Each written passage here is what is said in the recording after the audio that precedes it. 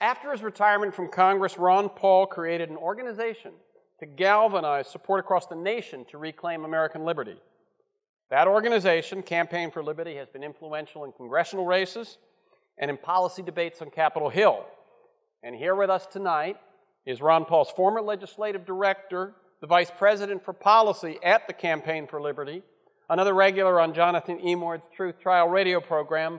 Ladies and gentlemen, Norm Singleton.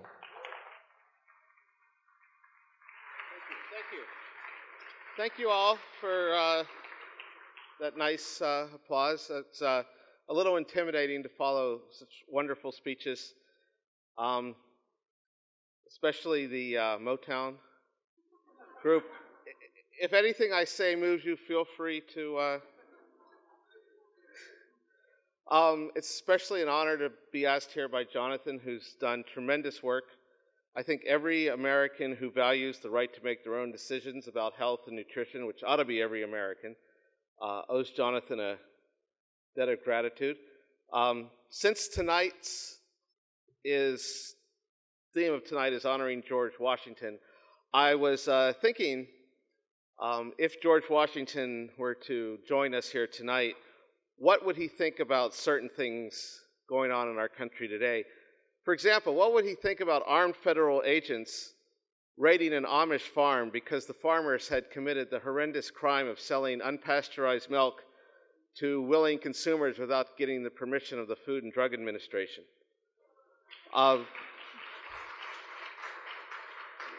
What would he think about the federal government, the Pentagon, giving local police tanks and bazookas and military equipment that was built for use in war to be used against the civilian populations of our towns and cities? What would George Washington think about a federal law that not only told you that you have to buy health insurance, but told you what the insurance had to cover, and even said that you could not find a better plan if the government-sponsored insurance or government-mandated insurance was too expensive for you and your family, or too expensive for your employer to cover, or your employer decided that he or she couldn't cover everybody, including the part-time workers. So if you work under, what is it, 30, 34, whatever the Obamacare mandate is, that you just don't get insurance anymore. And also, what would George Washington, who, like all of the founders, prized religious liberty, freedom of conscience, think when he found out that law required business owners to cover certain products that violated their most deeply held religious beliefs? And how would he react if he was told, don't worry about it, because if you can prove to the government's satisfaction that your objection is a sincere religious one, you will get limited relief from that mandate? Would George Washington have thought that, parenthetically, I will say I agreed with the Hobby Lobby decision. I think it was a small step forward, but let's be honest. Having to prove to the government that your objection to a federal mandate, which is unconstitutional in and of itself, regardless of how it affects religious liberty, the fact that mandate exists is a violation of the Constitution and the principles of a free society. But so having to prove that your objection to it is sincerely religious-based and that you do business under a certain type of corporate form, that's not what the First Amendment was intended to protect. That's not what the Constitution was intended to protect. The Constitution is intended to protect us from Obamacare and everything else that this president and most recent presidents have done to this country.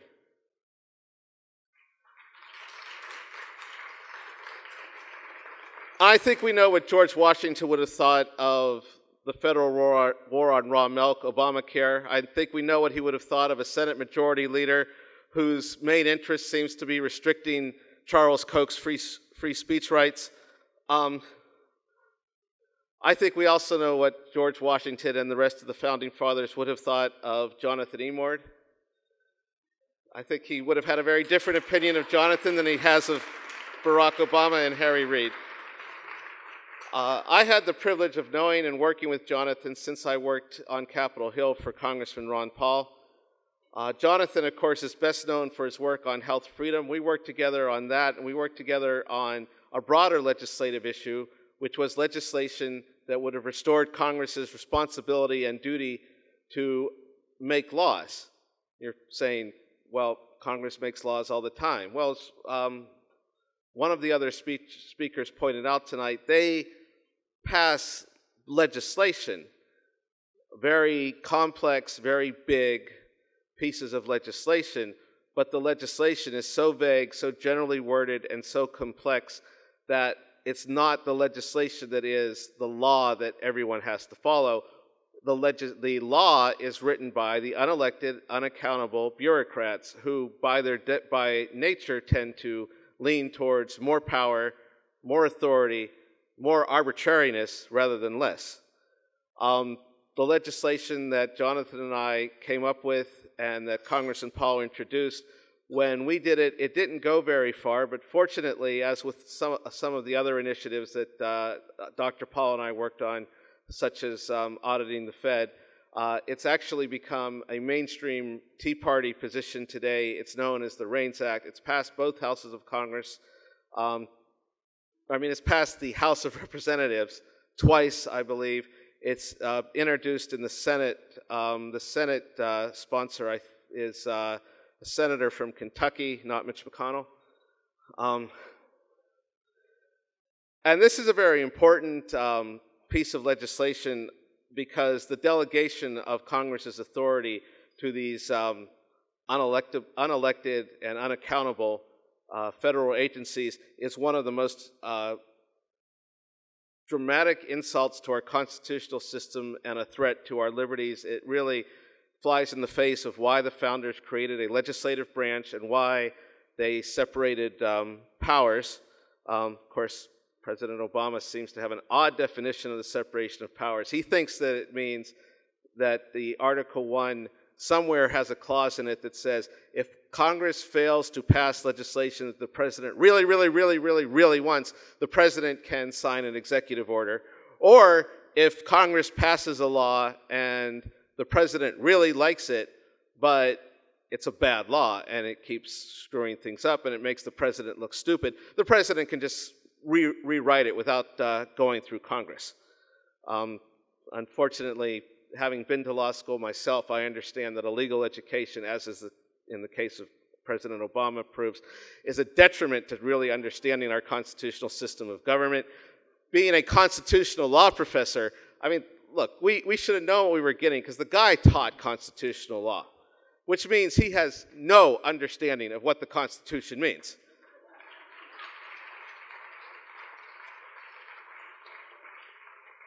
Anyway, back to the REINS Act and the reining in the bureaucracy real quick, because there's one thing that's not, I think, sort of overlooked about this argument that is somewhat significant, is that the regulatory state is a source of cronyism and a source of the favoritism towards special interest and big businesses that has become quite a concern of many in the liberty movement today.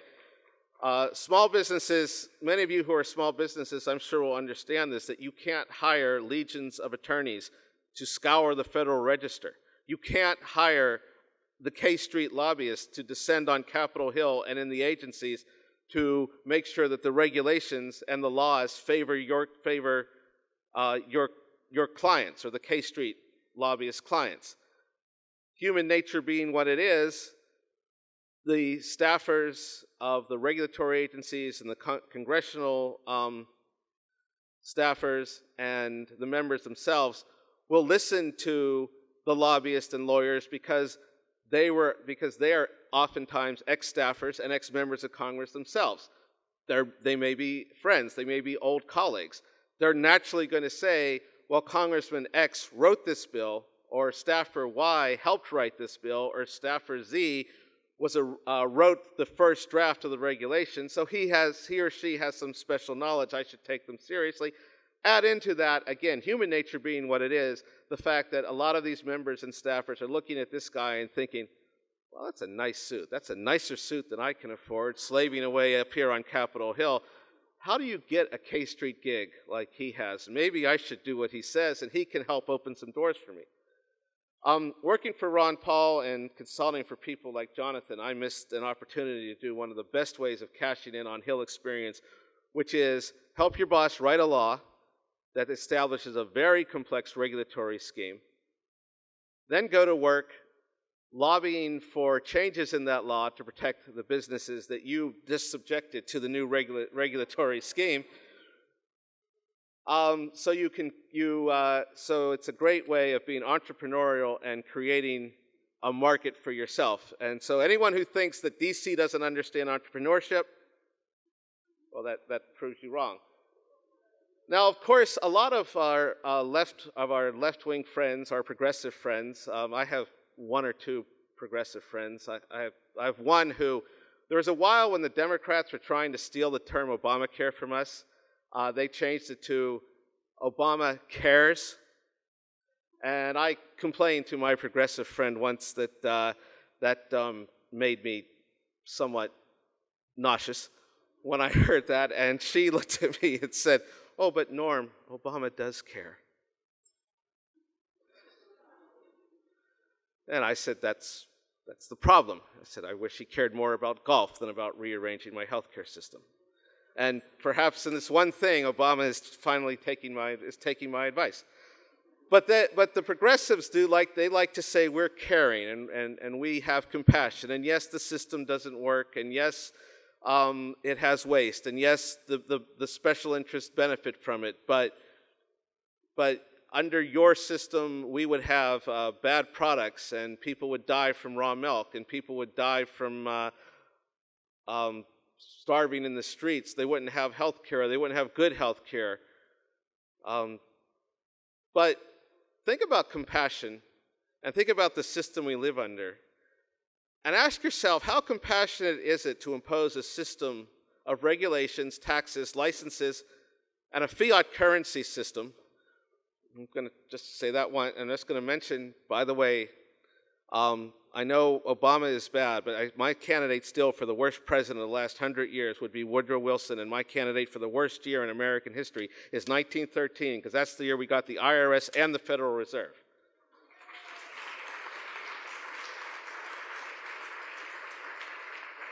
But this system, the fiat currency system and all the rest, erodes the living standards of middle and working class Americans. As Ms.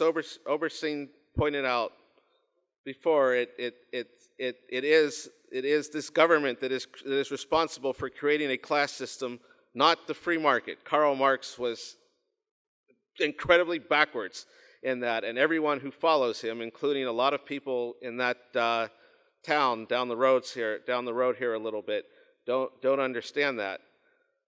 But it does erode their living standards. It makes it impossible for people in the middle class and the working classes to start their own businesses.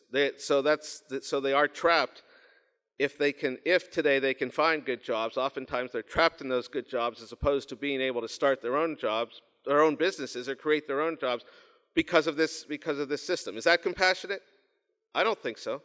I don't think it's compassionate to have a system that, based on the idea that young people should go to college, incur skyrocketing student debt that they owe the government when they graduate, and then, because of government policies, find out that the only job they can get is working at Starbucks.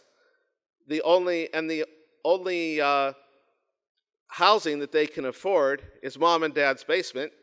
Not good for them, not really good for mom and dad. And they have to figure out, how am I going to pay this crushing student loan debt? How am I going to start a family? How am I going to have a life? Is that compassion? Is it compassionate for the government to deny dying patients access to treatments, some of which have been shown to work in other countries, that may offer these patients their only hope of survival, simply because these treatments have not been approved by the FDA? Is it compassionate to deny little Sarah Moynihan? And this is my last compassionate example. How many people here know who Sarah Moynihan is? And I'm probably mispronouncing the name. Okay, so a few. She was the little girl who needed a lung transplant, and she was going to be denied a lung transplant, which would have been a death sentence, because she was under 10 years old, and federal regulations said that she was not allowed to have an adult lung. Kathleen Sebelius, bless her heart, and those of you from the South know what bless your heart means. Those of you not from the South, bless your heart is Southern Baptist for you're an idiot.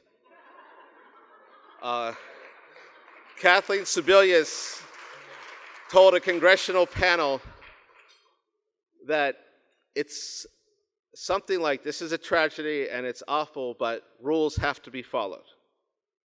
Putting that bureaucratic mentality that the rules stand before everything. Fortunately, Sarah found a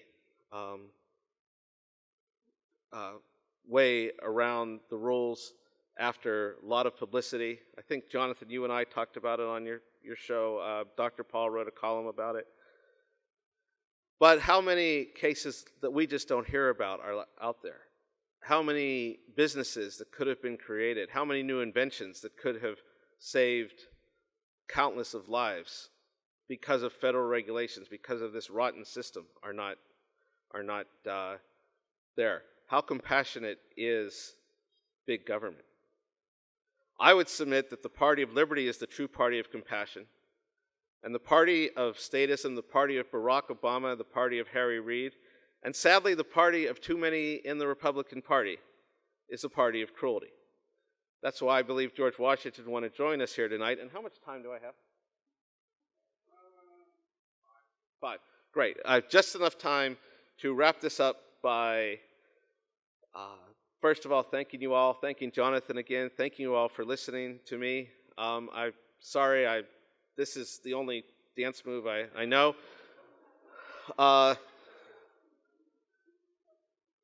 But I just wanted to end by giving some advice from Ron Paul. And this was advice I actually gave last year. Campaign for Liberty every year has LPAC, the Liberty Political Action Conference, a 3-day conference. It's going to be this year, September 18th through the 20th. You can find more about it and buy tickets online. Speakers include Dr. Paul, Senator Ted Cruz, Representative Thomas Massey, Representative Justin Amash, Dan McCarthy, editor of the American Conservative, Tim Carney, who you should all read.